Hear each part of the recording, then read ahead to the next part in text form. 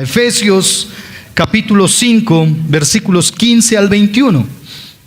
Efesios capítulo 5, versículos 15 al 21.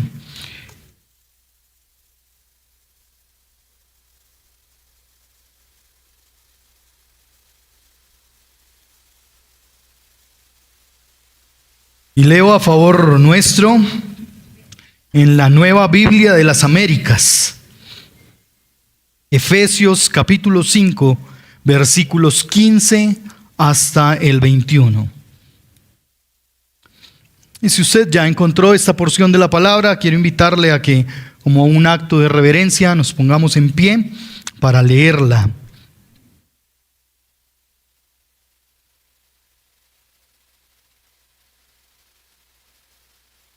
Efesios capítulo 5, versículos 15 al 21.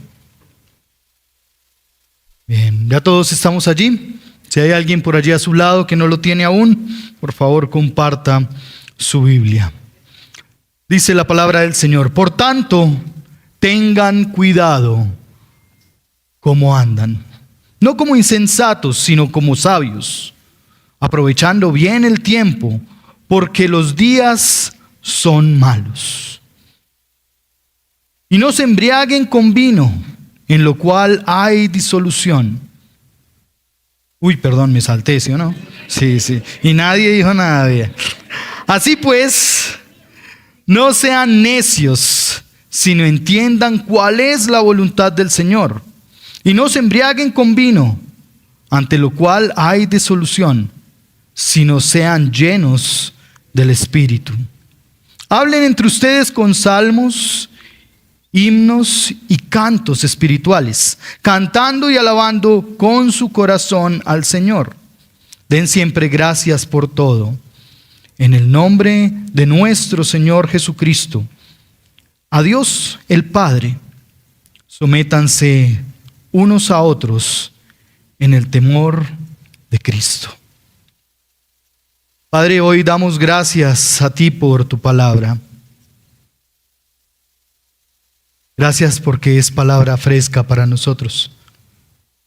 Y gracias porque tú, Señor, has decidido dejarnos tu palabra para nuestra edificación. Gracias, Señor, porque hoy nos reunimos en torno a tu palabra. Por eso rogamos que tú, Señor, tengas preparado el terreno de nuestro corazón, para que allí tu palabra como una semilla caiga y produzca frutos de arrepentimiento, frutos de justificación, frutos de redención, de transformación.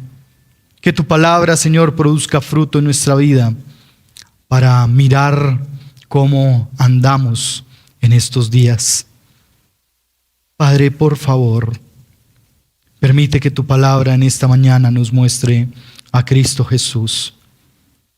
Permítenos, Señor, escuchar tu voz y aferrarnos, a atesorar tu palabra en el corazón. Padre, a mí, como tu siervo, permíteme ser fiel en la predicación de tu palabra. Señor, decanta los pensamientos, acalla las voces, Señor, y por favor que sea tu voz, que sea tu palabra expuesta con claridad y sencillez en esta mañana. Yo me escondo, Señor, detrás de la cruz para que Cristo Jesús sea exaltado y glorificado. En el nombre de tu Hijo Jesucristo oramos y damos gracias. Amén. Amén. Amén.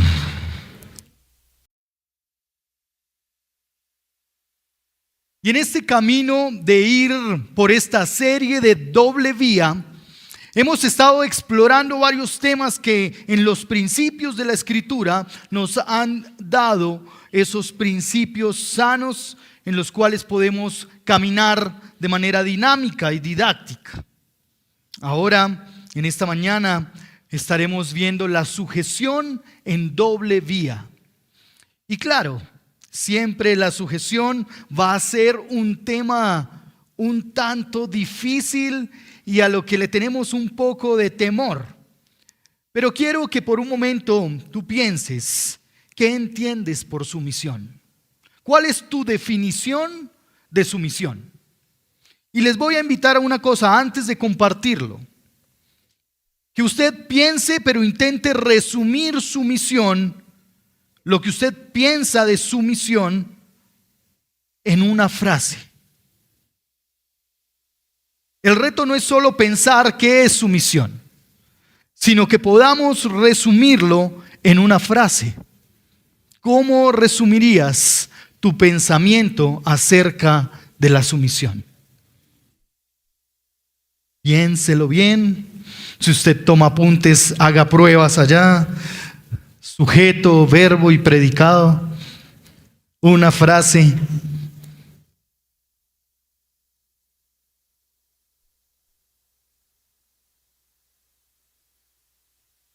¿Cuál es tu significado de sumisión? Y quiero que ahora usted comparte esa frase con el del lado. Probablemente el del lado le va a decir, ¿qué está diciendo? Pero comparta por un momento su frase acerca de la sumisión con la persona que está a su lado. ¿Qué es sumisión?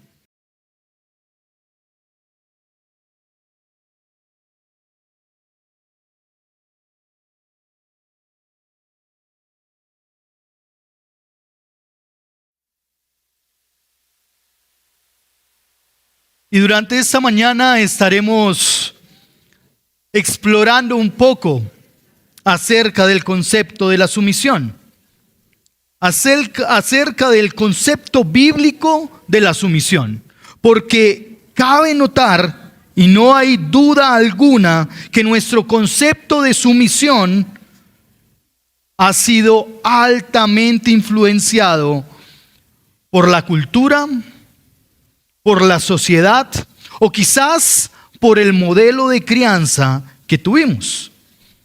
Y eso hace que nuestro escenario de la sumisión quizás a veces se vea como algo a lo que no queremos acercarnos, algo que rechazamos. Pero nosotros, como ciudadanos del reino de Dios, es necesario que seamos instruidos, corregidos, equipados y dirigidos por la palabra del Señor, por la Biblia, en este tema tan importante.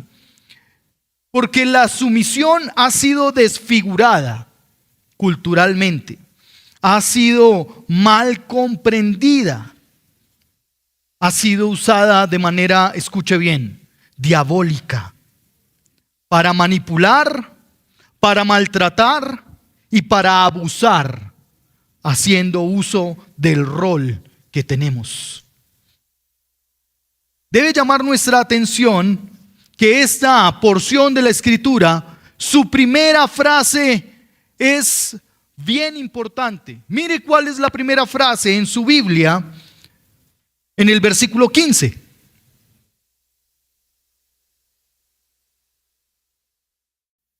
Por tanto, eso quiere decir que esta es una conclusión de lo que venía hablando ya el apóstol en el texto bíblico.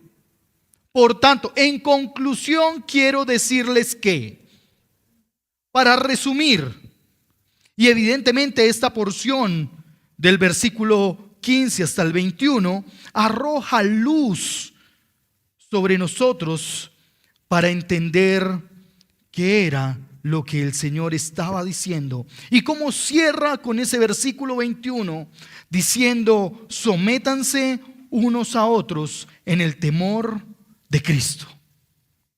Porque aunque no termina allí el capítulo, sigue y es la continuidad de ese versículo 21. Pero si usted ve bien el versículo 1 del capítulo 5, enmarca el propósito sublime para nosotros hoy también.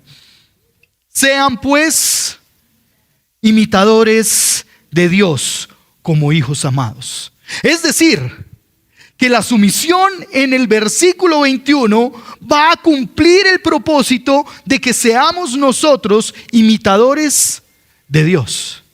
Ahora tendremos que ver de qué manera la sumisión nos hace o nos lleva, nos encamina y reenruta en un ser imitadores de Dios y andar en amor como Cristo anduvo.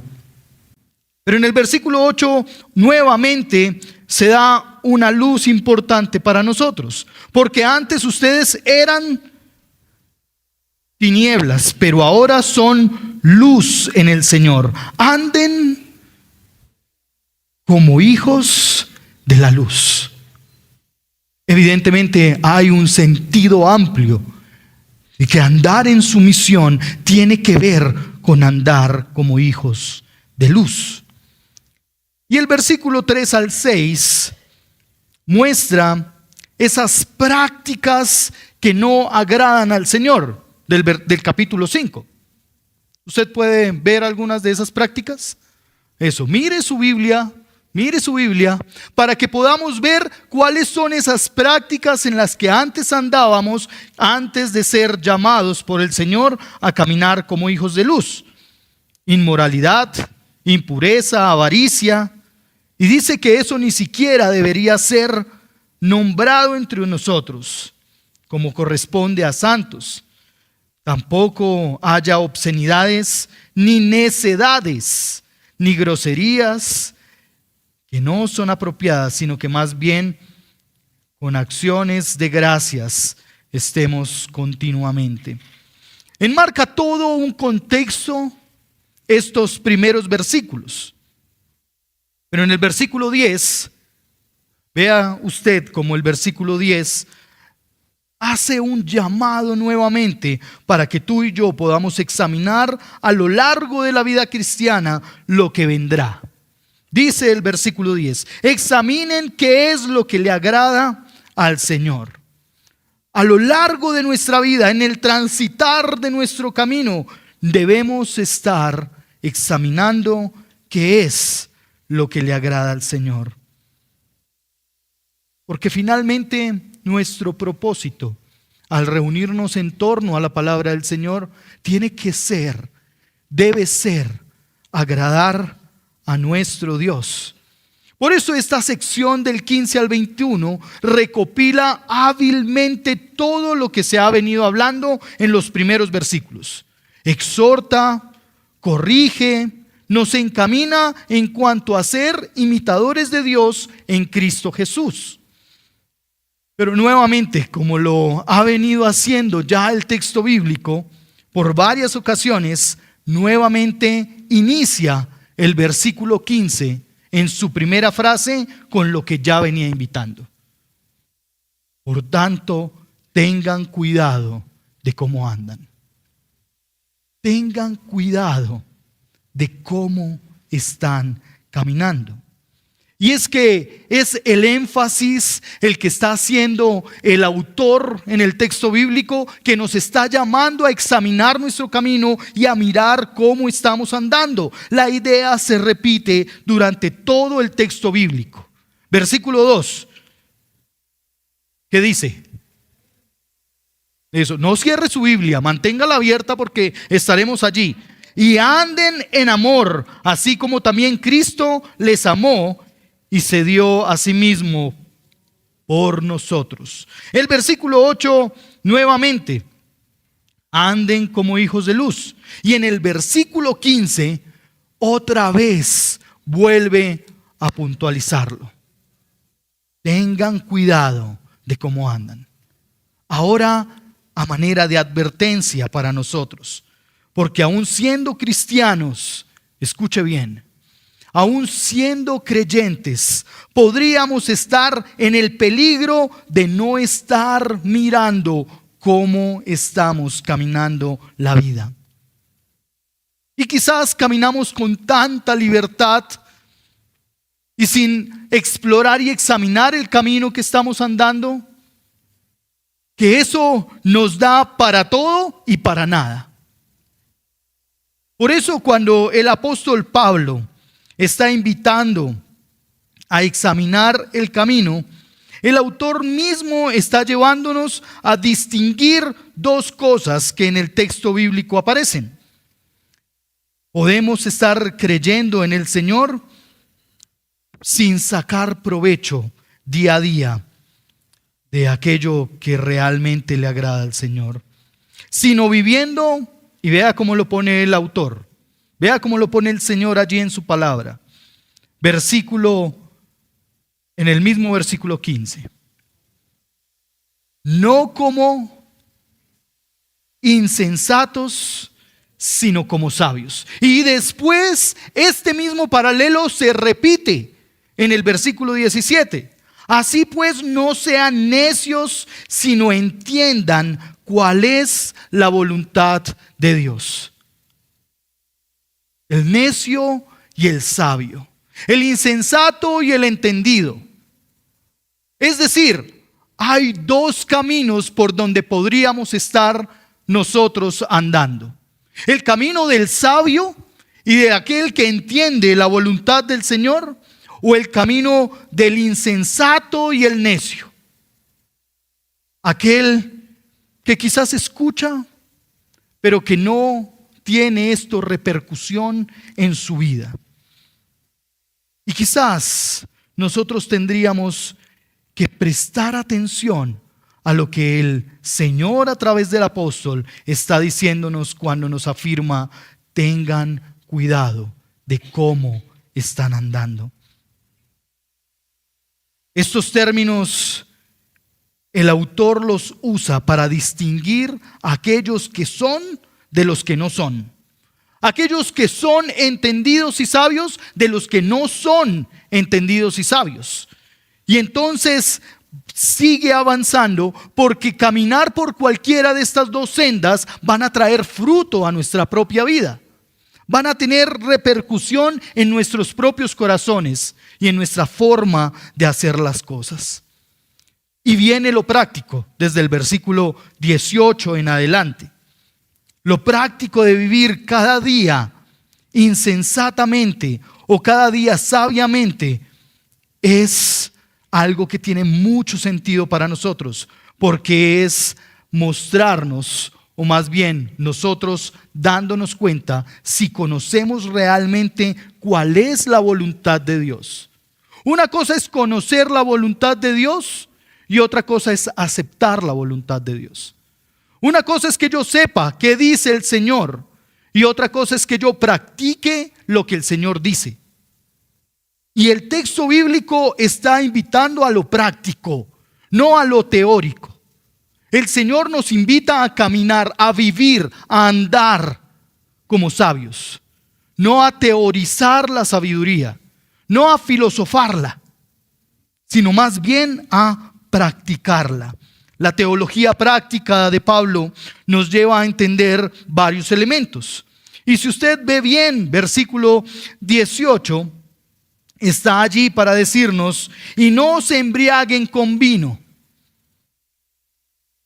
no ebrios por el licor, sino llenos del Espíritu, llenos del Espíritu Santo, no en la insensatez de la alucinación ficticia y engañosa de la alegría momentánea, no en la alucinación de un poco de licor que nos hace olvidar las penas y el dolor, no en la alucinación de un poco de licor que nos hace sonreír cuando las cosas están mal. Y pareciera que el Señor se ensañara allí con el que bebe licor.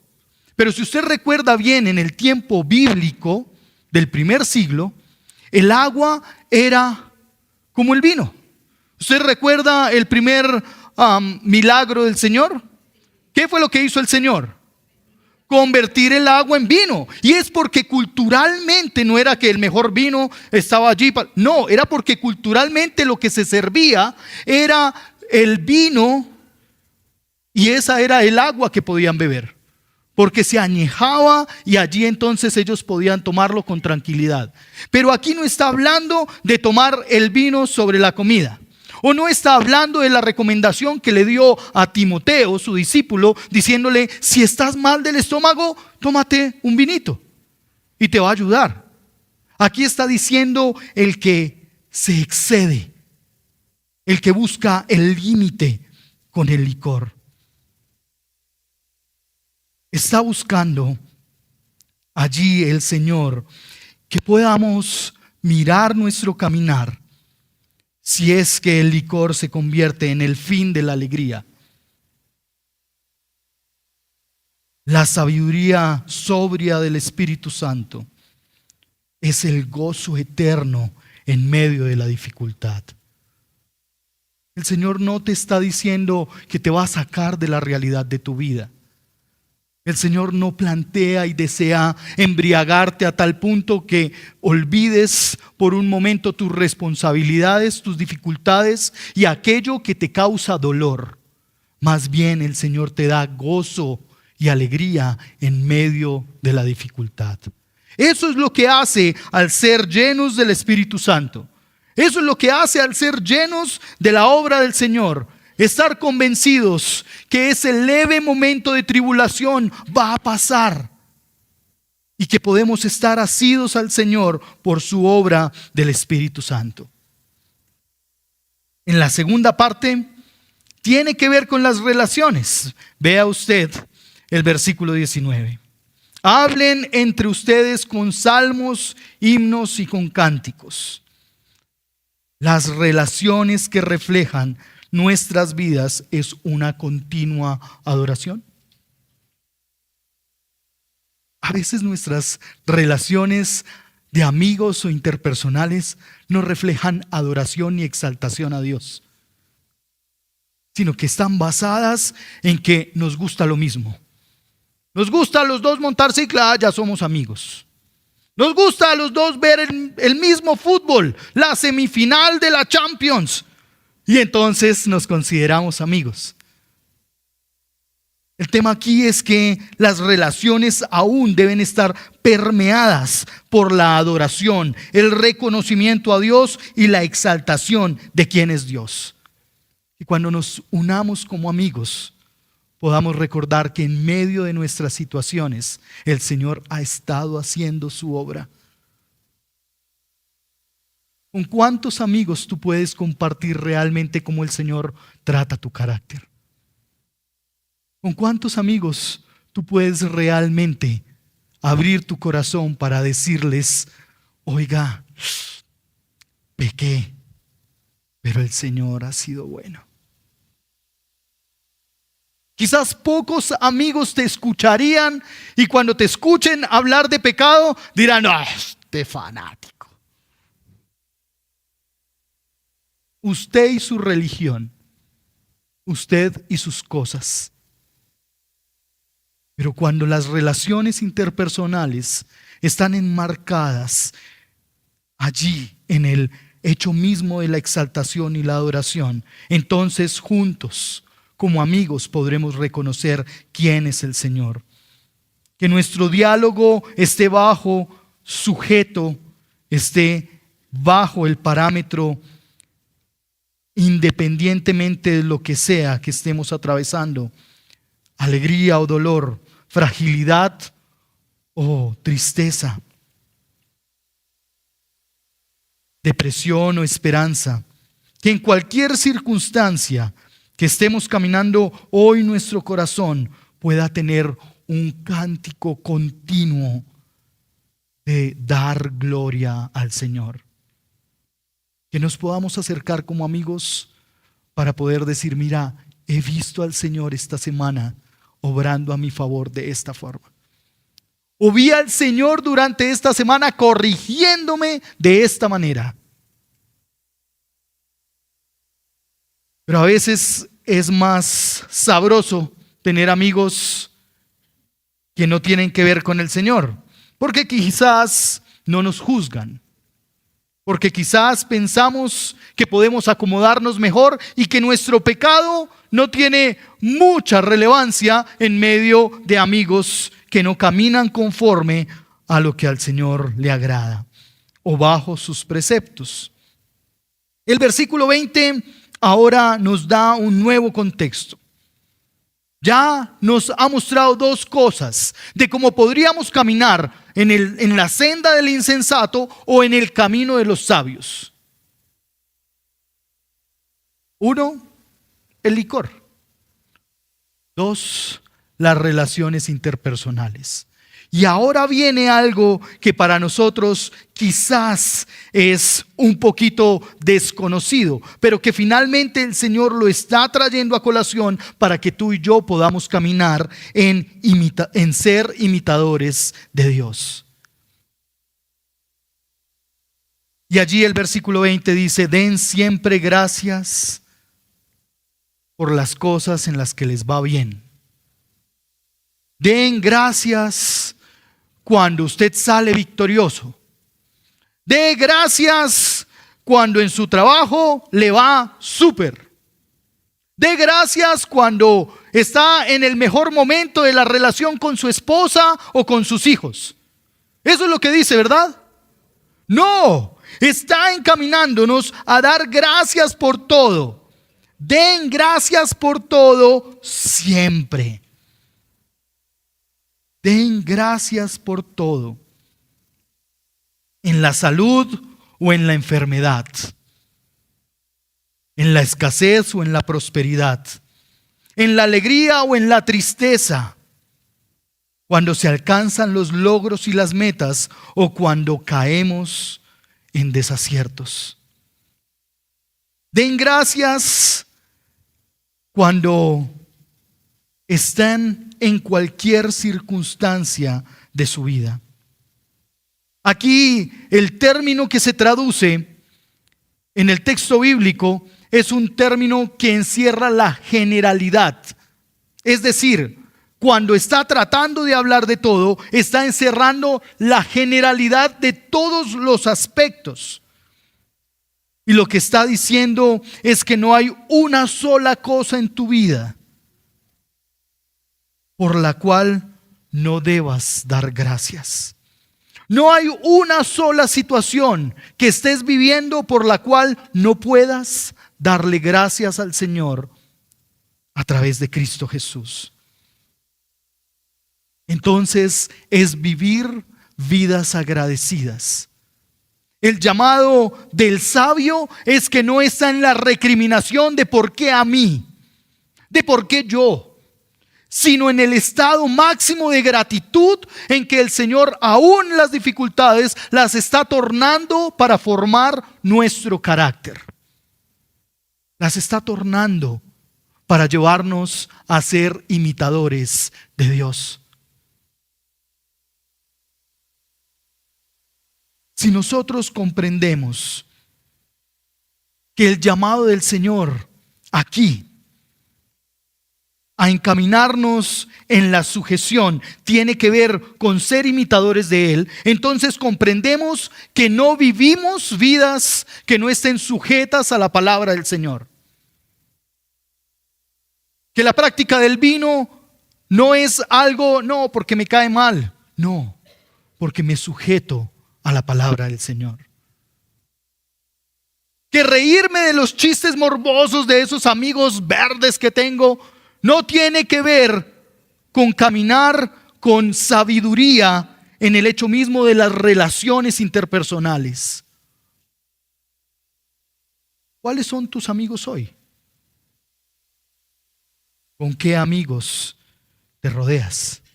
El refrán popular dice: dime con quién andas y te diré quién eres. Pero el versículo 21 viene como un añadido allí.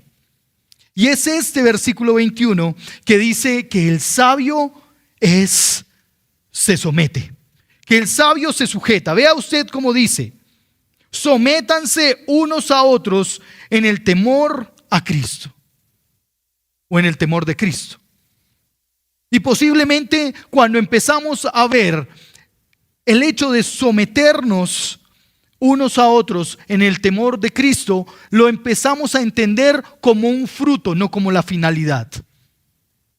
Es un fruto de estar y de caminar por el sendero del sabio y del sensato.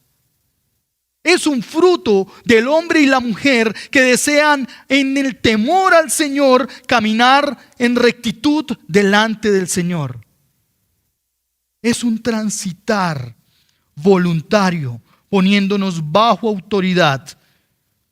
¿Sabe cuál es mi frase para hablar de sujeción?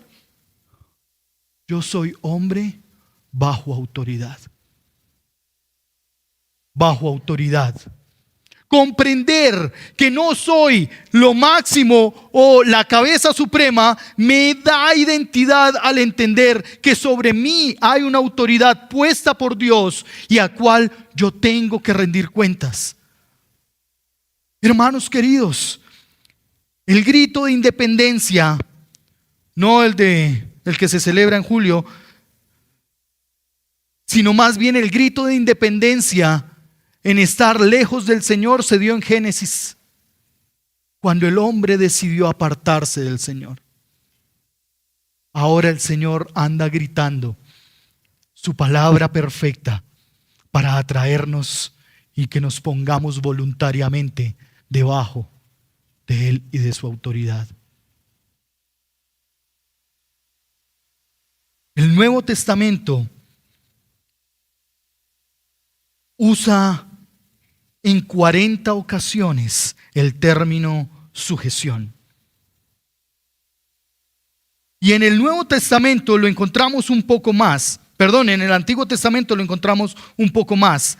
Pero cuando se está hablando de sujeción en la Escritura, debemos entenderlo de dos formas. En una línea vertical de mi relación con Dios y en una línea horizontal. Es decir, yo me sujeto a Dios. Nosotros estamos llamados a sujetarnos al Señor. Pero eso no siempre el unos a otros tiene que ver con una relación o con una condición recíproca. Es decir, tú te sujetas a mí y yo me sujeto a ti. No. Lo que está tratando de llevarnos el texto bíblico es a entender que el Señor ha enmarcado relaciones importantes en las que tú y yo estamos bajo autoridad. Mire lo que sigue después de esa porción del versículo 21. Vea el versículo 22. Mujeres, ¿qué dice? Eso, lean duro las mujeres. Las mujeres estén sometidas a sus propios maridos. ¿Como a quién? Como al Señor. Es decir, en su relación vertical, cada mujer se puede someter a su marido porque lo hace como al Señor. Después de eso, está diciendo en el versículo 1 del capítulo 6, hijos, obedezcan a sus padres en el Señor. Hijos, obedezcan a sus padres en el Señor. ¿Y cuánto cuesta obedecer a los padres? Uy, es que son anticuados y no conocen qué es lo bueno ahorita. Es que no están a la moda y no entienden que esto hace parte de mi identidad. Hijos, obedezcan a sus padres en el Señor. Y más adelante, en el versículo 5, nuevamente lo reitera. Siervos, obedezcan a sus amos en la tierra, con temor y temblor, con la sinceridad de su corazón. ¿Como a quién? Como a Cristo. Es decir, nuestra sujeción entre unos a otros es la respuesta a entender que estamos sujetos bajo el Señor mismo en nuestra relación vertical. Comprender nuestro rol y el cómo andar sabiamente en sujeción refleja temor a Cristo. ¿En qué consiste el concepto bíblico de sumisión? Y tendríamos que, para explicar el concepto bíblico de sumisión, tendríamos que nombrar o decir primero por lo menos 3 elementos que no son la sumisión. Primero, no es debilidad. La sumisión no tiene que ver con que seas más débil o más frágil. La Escritura no muestra esto. No podemos entender la sumisión bíblica como un sentido de inferioridad. La sumisión no es inferioridad. La sumisión no es esclavitud o debilidad de carácter. Cuando la Escritura habla de sujeción, no está hablando de alguien que es más frágil y que tiene que estar en una condición sujeta, sino que siendo creados por Dios, somos igualmente dignos, con igualdad de capacidades y habilidades.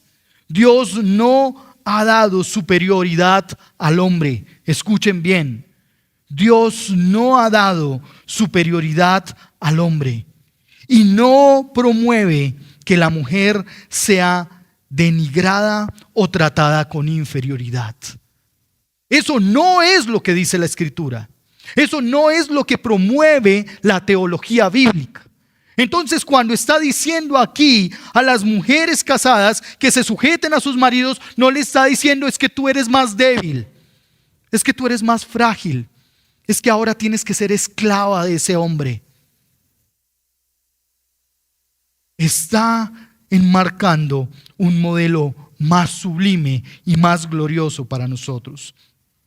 La sujeción bíblica debe ser entendida, y escuche bien, como una actitud interna de respeto a las autoridades que se expresa públicamente a través de la obediencia.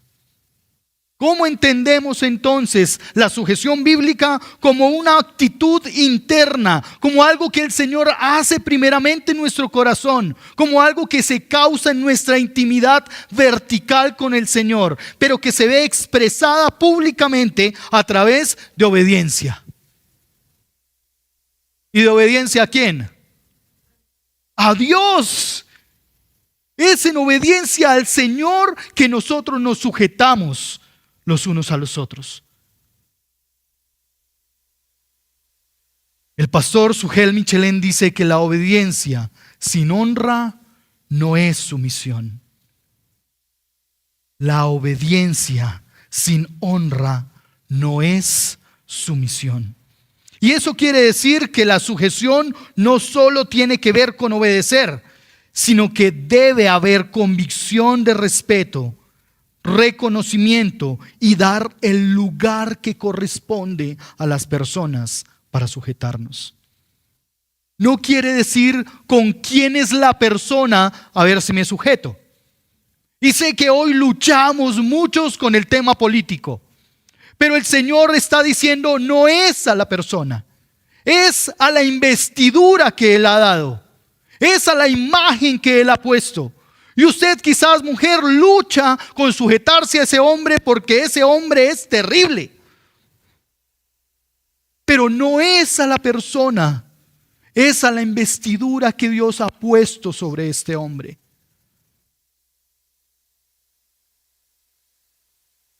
Quizás como hijos siempre estuvimos chocando con la autoridad y tratando de correr el cerco de la autoridad para ver si se podría ser más permisivos.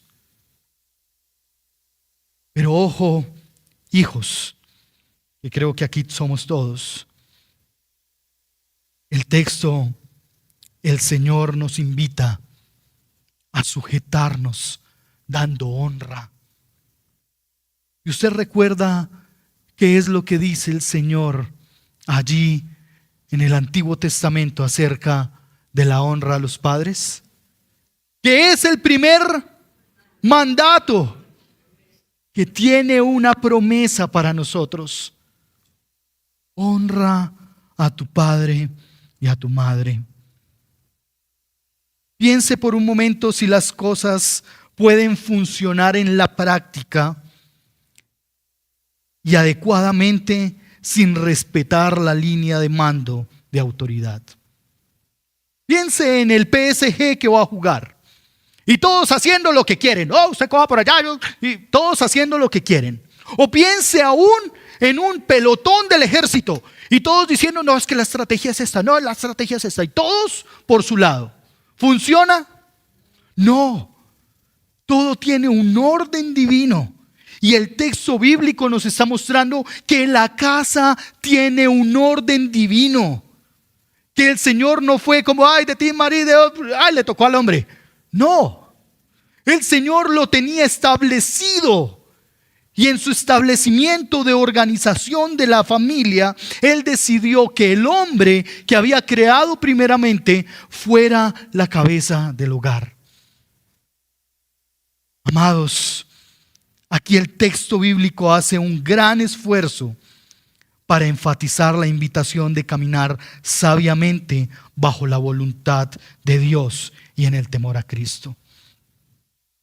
Puesto que ya que la sabiduría es el principio, puesto que el temor es el principio de la sabiduría, entonces Dios Padre y Dios Hijo son lo mismo. Vea cómo inicia el versículo 21. Sométanse unos a otros. ¿Y en qué nos debemos someter? En el temor a Cristo. Y está diciendo y partiendo del versículo 15 diciendo que nosotros debemos cuidar en cómo andamos. Y en ese cuidar cómo andamos podemos andar como sabios o como insensatos. Es decir, bajo el temor del Señor o bajo nuestro propio criterio. ¿Cómo estás caminando hoy? Porque el esfuerzo que hace la Escritura para iniciar diciéndonos quién es el sabio y el entendido, concluye diciéndolo que es aquel que teme al Señor.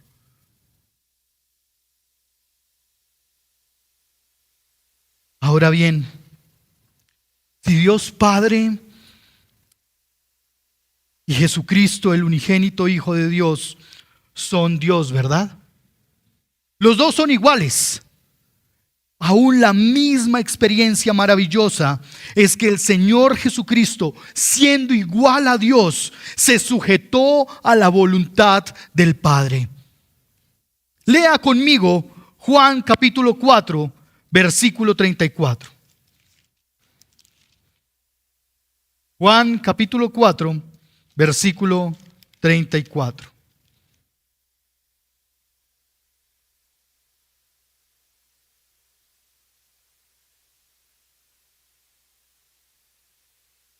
Jesús les dijo, escuche bien, mi comida es hacer la voluntad del que me envió. Y en el capítulo 6, versículos 38 hasta el 40, vuelve a afirmar lo mismo. Escuchen bien. Capítulo 6, versículos 38 al 40 de Juan. Porque he descendido del cielo, no para hacer mi voluntad, sino la voluntad del que me envió. Y escuche lo enfático que es. Y esta es la voluntad del que me envió, que todo lo que Él me ha dado, yo no pierda nada, sino que lo resucite en el día final. Porque esta es la voluntad de mi Padre, que todo aquel que ve al Hijo y cree en Él, tenga vida eterna, y yo mismo lo resucitaré en el día final. Es sabio entonces caminar bajo la sujeción al Señor y bajo los parámetros que el Señor pone hoy para nosotros. La sujeción obedece al orden divino instaurado por Dios. No es un capricho, sino tiene que ver con el diseño divino de Dios. Creerle a Él, que Él ha estipulado un orden y que nosotros nos sujetamos a su voluntad.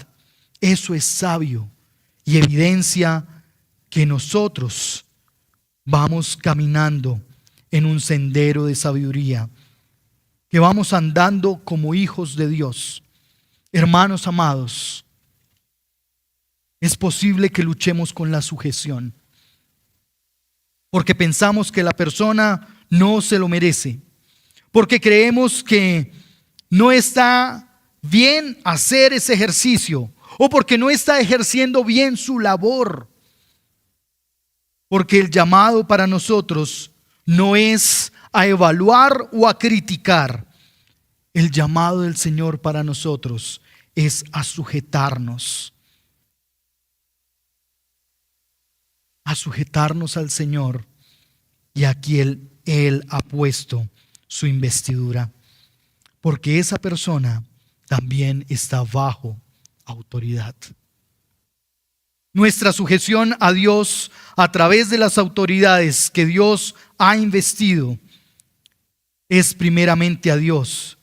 Por lo tanto, si alguna autoridad te invita a ir en contra del mandato divino, del consejo sabio del Señor, tu primera sujeción es ¿a quién? Al Señor.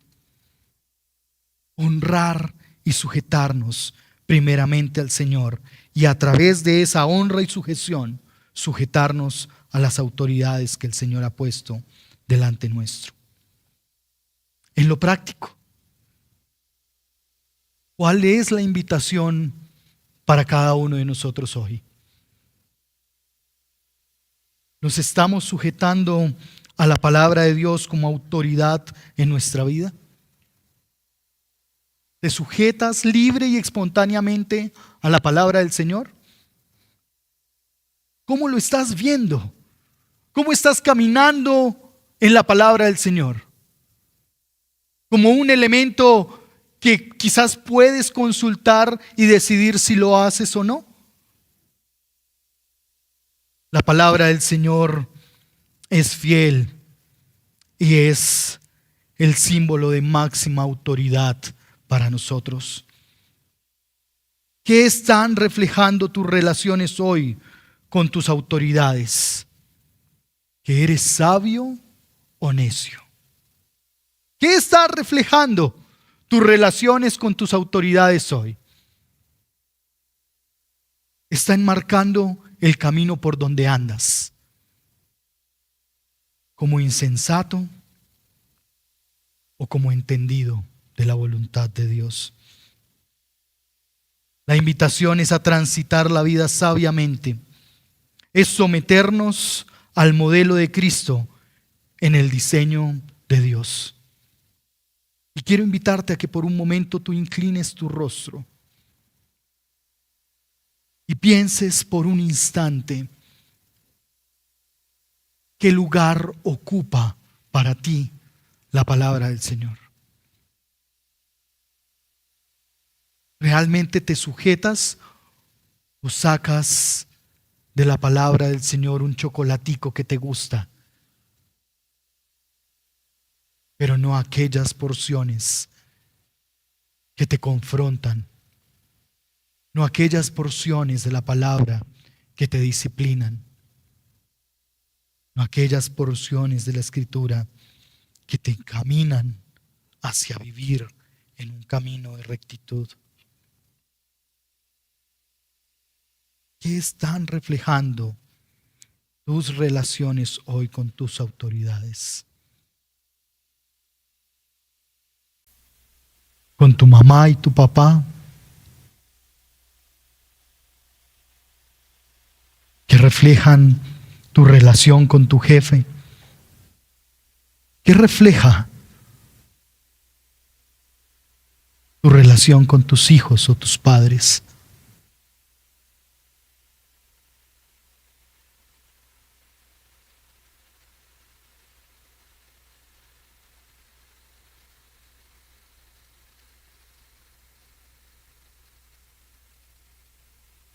Mientras estás allí orando, yo quiero invitarte a que esta oración sea una forma en que tú te preparas para ponerte a cuentas delante del Señor, para poder confesar tu pecado, para poder clamar por misericordia y gracia.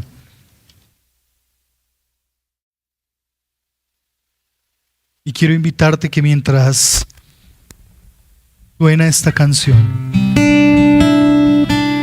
tú puedas continuar en una actitud de exaltación, de reconocimiento, en una actitud de honra, de arrepentimiento, en una actitud de suplicar al Señor que siga formando en nosotros el ser imitadores suyos.